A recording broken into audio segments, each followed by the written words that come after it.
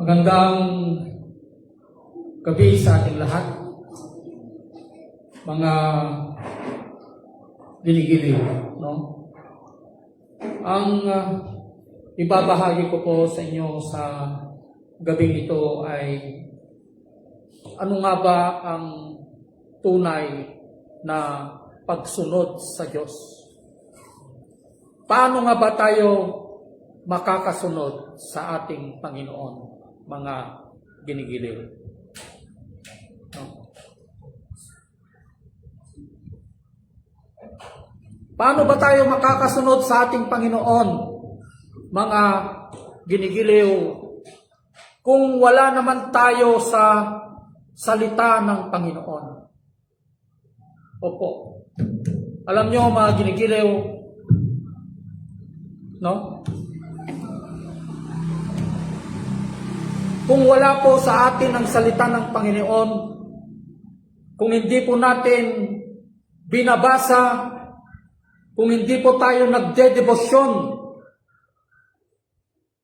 sa salita ng Panginoon, paano po tayo makakasunod sa Kanya, mga ginigiling? Opo. Alam niyo ang Panginoon, yung palagi ko pong itinuturo sa inyo, yung paglalakbay ng ating Panginoong Jesucristo sa tabi ng dagat, napakaraming tao doon. Mga negosyante, mga mangingisda, may mga naglalakad.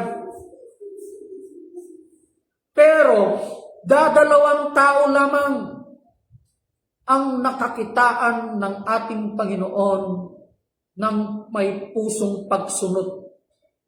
Teachable heart, yung kayang sumunod sa mga utos ng ating Panginoon, mga ginigiling. Walang silbi yung mga ginagawa po natin dito na pagprapractice, pag-aawit, ano pa yung ginagawa natin, yung naggigitara tayo. Kung hindi naman tayo nagbabasa, nagdedebosyon sa salita ng Panginoon, walang kwenta ang ginagawa natin dito. Sino ang inaawitan natin dito sa harapan? Sino, mga ginigiling? Di ba? Alam nyo, ang pinakamataas na klase ng pagsamba sa ating Panginoon, the highest form of worship. Ano nga ba ang pinakamataas na pagsunod sa ating Panginoong Jesucristo, mga ginigiling? The highest form of worship is the obedience of the living Word. Yung pagsunod mo sa salita ng Panginoon, mga ginigiling. Paano tayo makakasunod sa mga leader natin, sa mga pastor natin na binigay sa atin ng Panginoon, kung wala naman po tayo sa Kanyang mga salita, mga ginigiling? Susunod ka man, pero at the back of your thought, may dati panagreklamo. Di ba? Di ba? At dati panagreklamo di puso tayo. Kasi awan tayo ijay sa unang kamsa. Katulad ng nangyari sa isang tagpo. Napakaraming tao sa dagat. Pero dadalawa lamang ang nakakitaan ng ating Panginoong Jesucristo ng pusong pagsunod, mga ginigiling. Kaya nga, sa totoo lang ayaw ko nang gamitin sana yung mga music team dito. Magkuhan muna kayo, mag-rest muna kayo sa salita ng Panginoon bago kayo tatayo dito at aawit, tutugtog sa Panginoon. Hindi kayo pwedeng tumugtog dito kung wala kayong debosyon. Wala. Sino ang kinakantahan nyo? Demonyo, ha? Demonyo ang kinakantahan nyo. Diba? Paano kayo makakasunod sa ating Panginoon kung mismo ang Kanyang salita hindi nyo kayang sundin? How much more sa pagsunod sa utos ng ating Panginoon, mga anak. Diba? Katulad ng sinasabi niya dito, tignan niyo kung ano ang sinabi ng Diyos sa mga tao na kanyang tinawag.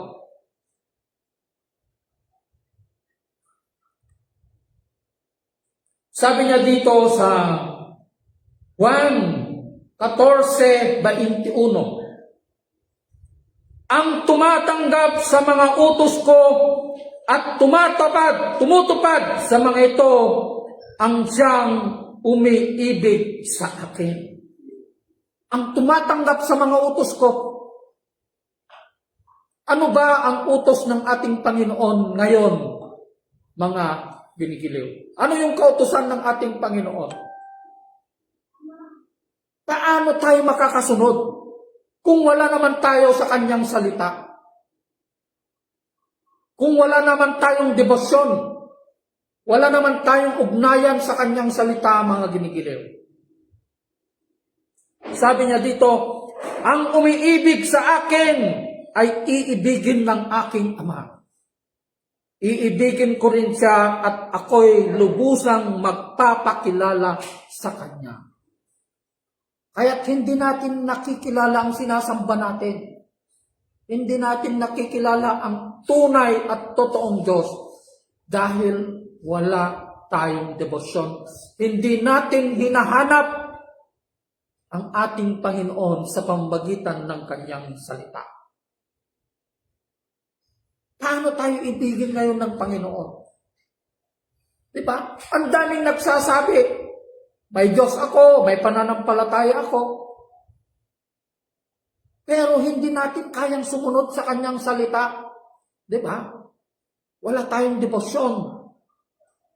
How much more na makasunod tayo sa mga leader natin, sa mga pastor natin, kung napakasimple bagay na pinapagawa sa atin ng Panginoon, hindi natin kayang gawin.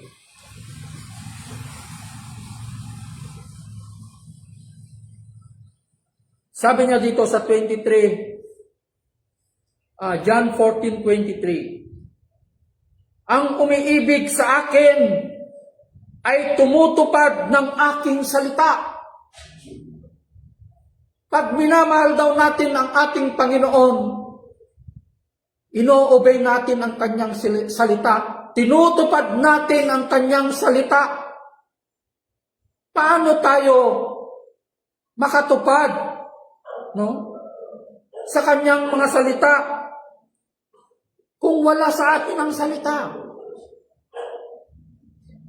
Iibigin siya ng aking Ama, sabi niya, at kami pupunta at mananahan sa kanya.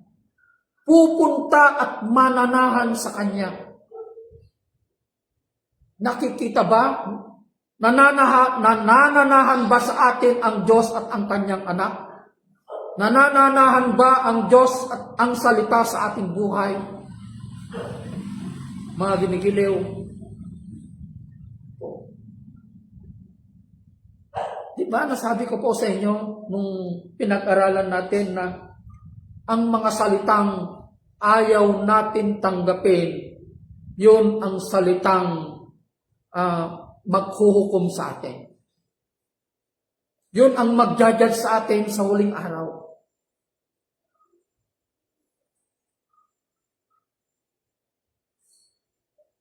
Sabi niya dito sa 24, John 14:24, ang hindi tumutupad sa aking mga salita ay hindi umiibig sa akin.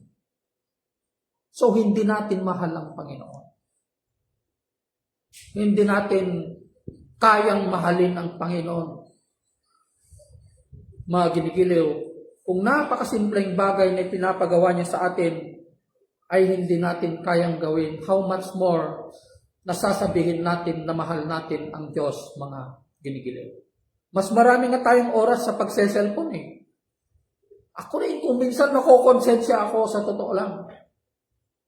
Mas matagal yung oras na binibigay natin sa social media. Maghapon, kaya natin mag-cellphone ng maghapon, di ba? Magse-cellphone tayo. Pagpasok natin sa church, hawak-hawak naman natin yung Bible natin pero hindi naman natin binabasa.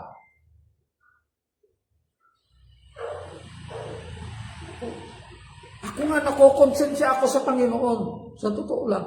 Iyon ang iniiyakan ko at iniiyakan naming mag-asawa ngayon sa ating Panginoon. Kaya, alam nyo, hindi tayo lumalago. Salamat dahil kami na leader ng iglesyang ito, binibigyan namin ng importansya ang salita ng Panginoon. Alam nyo, hindi tayo lalago dito hanggat wala ang salita. Walang paglago, sabihin ko sa inyo. Kahit maghapon ka pa na tumutugtog dito, hindi ka lalago kung wala sa iyo ang salita ng Panginoon.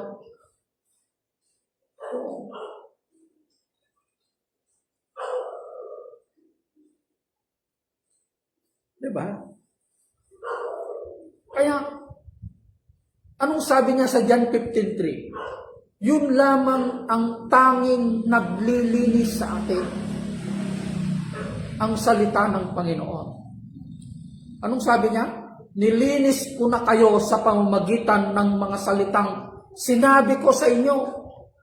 Paano tayo lilinisan ng ating Panginoon kung ayaw naman nating makiayon sa kanyang mga utos?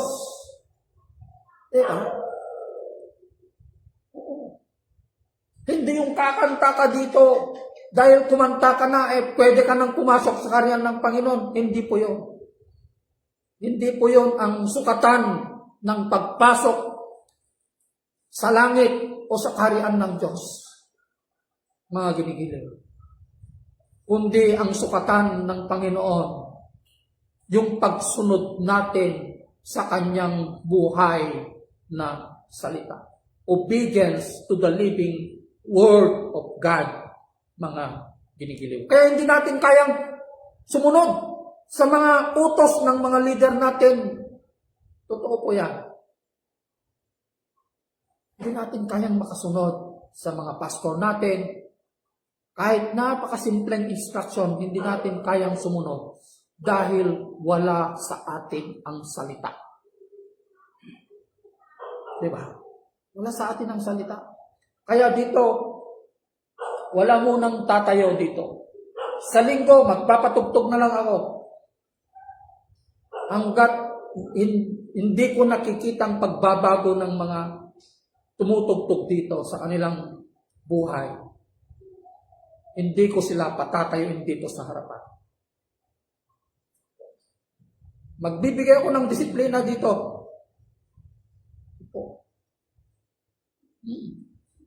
Paano tayo tutugtog kung sarili natin di natin kayang disiplinahan? Di ba? Na ang tunay na nagdidisiplina ay walang iba kundi ang salita ng Panginoon.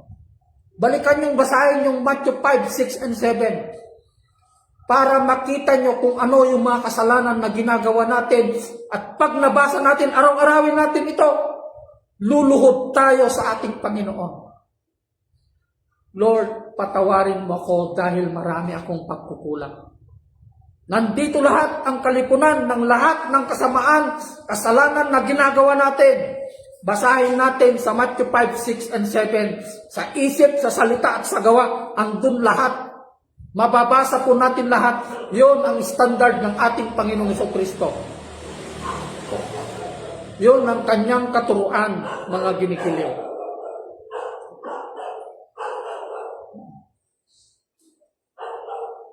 So, I hope you are being inspired sa salita na ito ng Panginoon, mga ginikiliw.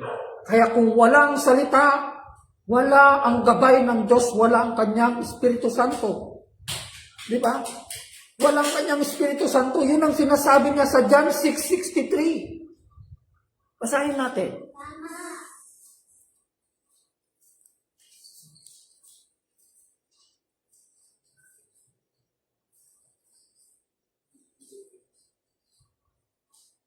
Ang sabi niya po dito, mga ginikiliw, ang Espiritu ang nagbibigay buhay. Hindi ito magagawa ng laman. Ang mga salitang sinabi ko sa inyo ay Espiritu at ito ang nagbibigay buhay. Ang mga salitang sinabi ko sa inyo ay Espiritu at ito ang nagbibigay buhay. Paano tayo magkakaroon ng buhay sa pagsamba, sa pagpuri sa ating Panginoon kung ayaw nating magbigay ng oras at panahon sa pagbabasa, pagdedebosyon sa kanyang salita, mga kinikilig?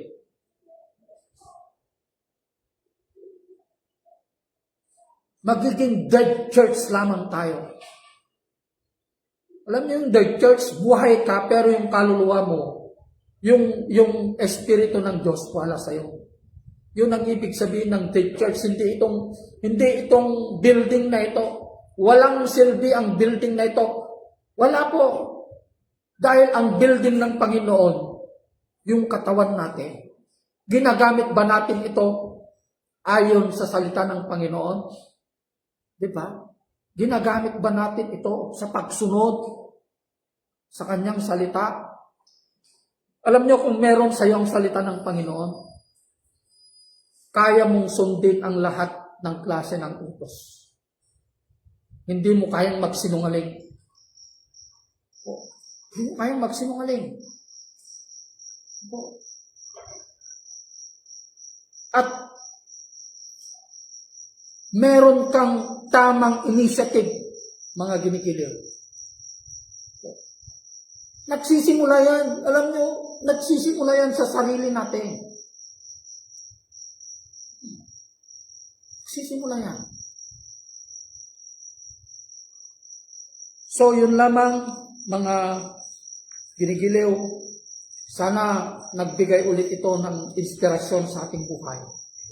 Basahin natin yung Matthew 5, 6, and 7. Kung kinakailangang umiyak ka, lumuhod ka sa Panginoon, gagawin po natin. Gagawin po natin. Kaya, yung sinasabi ko po, kung may panahon na naririnig nyo na may umiiyak sa taas, may kumakanta na umiiyak, ibig sabihin, yun yung oras at panahon na ginagawa ko po, na nagpupuri ako sa Panginoon. Alam, pag nakaklose lahat yung bintana, na umiiyak na kaming mag-asawa, may time na kahit 12 o'clock, nagpupuri ako sa Panginoon. Umiiyak ako. Kumakanta ako.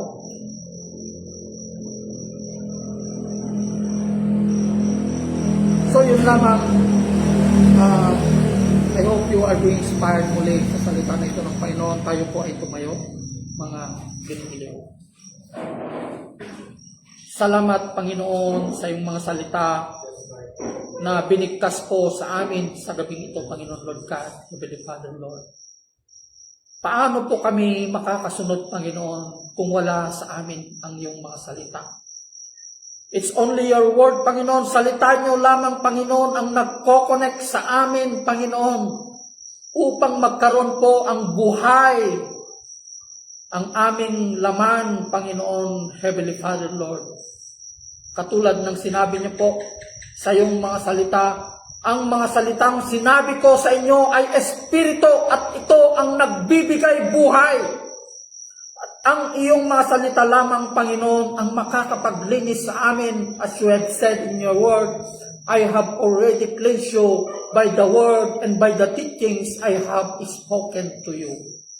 Yun po ang sinasabi niyo po sa amin ngayon, Panginoon Lord God, Heavenly Father. And the highest form of obedience, ang pinakamataas na pagsunod, Panginoon, is the obedience to the living word. Yung pagsunod po namin sa iyong buhay na salita, Panginoon, na ang iyong buhay na salita, ito ang nagbibigay ng Espiritu at ito ang nagbibigay ng buhay sa amin, Panginoon Lord God, Heavenly Father, upang kami po ay makasunod sa iyong mga utos, Panginoon. Paano po kami makakasunod, Panginoon, kung wala ang mga salitang ito na ipinapahayag niyo po sa amin sa gabing ito, Panginoon Lord God, Heavenly Father Lord. Lord, buksan niyo po ang puso ng bawat isa, Panginoon. natanggapin ng mga salitang ito at may sa buhay po namin ang mga mensahe niyo po, Panginoon, upang magkaroon po ang aming namamatay na katawan, Panginoon Lord God, Heavenly Father, Lord. Salamat, Panginoon. Salamat sa iyong mga salita na nagpapaalala sa amin, Panginoon Lord God, Heavenly Father, Lord. Patawarin mo kami, Panginoon, sa aming mga pagkukulang, Panginoon Lord God, sa isip, sa salita, at sa gawa. Maraming salamat, Panginoon. Itinatas ko po ang iyong pangalan sa lugar na ito, Panginoon Lord God. In Jesus' mighty name. Amen. Gandang gabi sa ating lahat.